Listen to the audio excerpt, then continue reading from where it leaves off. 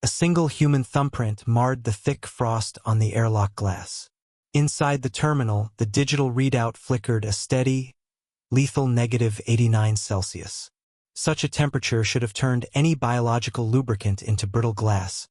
Yet the oily smudge remained stubbornly unfrozen, a tiny, translucent defiance of the planet's thermal logic. The cold out here doesn't just freeze your blood. It freezes your mind. Keep your thermal seals tight because we're going deeper into the basin where the air itself turns to needles. Across the pressurized boarding deck, the Vanguard thermal suits hissed with the rhythmic whine of overworked servos. Commander Vorith adjusted his internal heating coils, his mandibles twitching in a rapid, staccato click to vent the excess heat his core generated. To a Cryelian, life was a narrow band of 12 degrees. Anything outside that was a slow, crystallizing death. Beside the massive, armored forms of the squad stood Leo Vance, his posture a casual, hands-in-pocket slouch that suggested he was waiting for a bus rather than boarding a transport to the most volatile ice fields on Tartarus 9. Boarding sequence initialized, Vorith announced, his voice clipped and heavy with the clinical suffixes of his caste. He touched the bridge of his metallic noseplate, a gesture of deep, confused calculation as he stared at the human's gear. Vance, your primary environmental suit is not yet engaged. The Zeta-7 transport maintains a sub-zero vacuum for engine efficiency. Correct your oversight.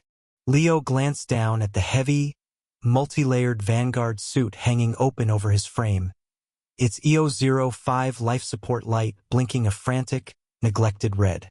He didn't pull the seals shut. Instead, he squinted at the digital watch on his wrist, his finger tracing the cool metal band to ensure it wasn't adhering to his skin. "I'll get to it, Commander," Leo replied, his tone dismissive as he stepped onto the ramp. "It's a little stuffy in there. I figured I'd let the breeze in for a minute." Stuffy. The word translated poorly into Cryelian, suggesting a surplus of comfort that should have been physically impossible in a bay where the ambient air was currently cold enough to shatter carbon steel. Vorith watched as the human stepped into the transport bay, the frost breath of the engines swirling around Leo's exposed neck without causing the anticipated muscular seizing or skin blanching. Clearly, the human was experiencing the early stages of cellular collapse, his brain firing erratic signals of warmth as the nerves died. Within the Vanguard logistics records, human thermal endurance was listed as a bizarrely wide spectrum, spanning from -89 to +57°C. Vorith had dismissed the data as a clerical error or a mythic exaggeration of a Death World species. No biology could survive a swing of 146 degrees without structural failure. A low, haunting hum began to vibrate through the deck plating. The transport's internal atmosphere dropped rapidly to match the screaming winds of the cold zones. Vorith felt his servos strain as the lubricant thickened, yet Leo Vance simply leaned against the bulkhead. The human pulled a small, faded photograph from his inner pocket, staring at the image of a child in a wool scarf for a silent moment before tucking it away. "You are shivering," Vorith noted, his sensors picking up the microtremors in Leo's limbs. "I shall activate the emergency medical heaters in your quadrant. Your system is failing." Leo looked up, a faint, lopsided grin appearing as he wiped a bead of condensation from his lip. "Actually, that means my system is working just fine. It's the suit that's the problem. It's like wearing a portable oven."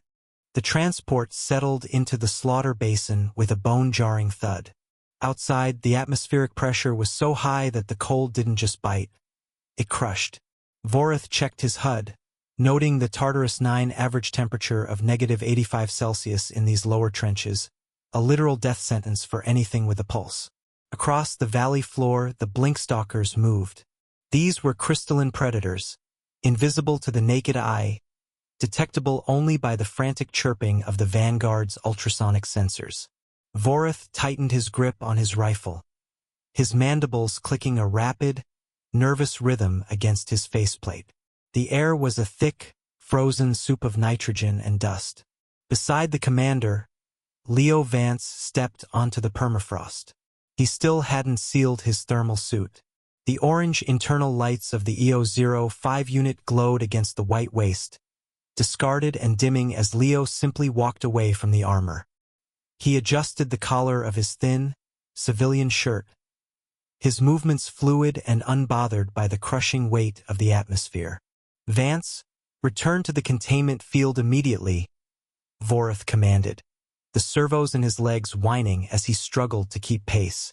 "The blink stalkers thrive in this gradient. Your lack of shielding makes you a beacon for their thermal hunger. You are a dead man walking." Leo didn't stop. He walked through the howling rapids, a section of the basin where the wind was fast enough to scour the paint from a shuttle. Behind him, the Vanguard squad watched their high-grade equipment begin to crack under the thermal stress.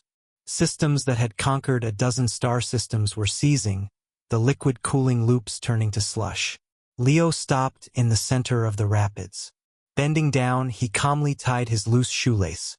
"Why do you need those suits?" Leo asked, his voice carrying clearly through the thin, biting air. "It's just a little cold. In Saskatchewan, we call this a light jacket day." Shock paralyzed Vorith's tactical processors. He watched a blinkstalker phase into reality inches from the human's neck. The creature, a nightmare of jagged glass and predatory hunger, lunged. But as its claws touched the air surrounding Leo, it didn't find the expected chill of dying flesh.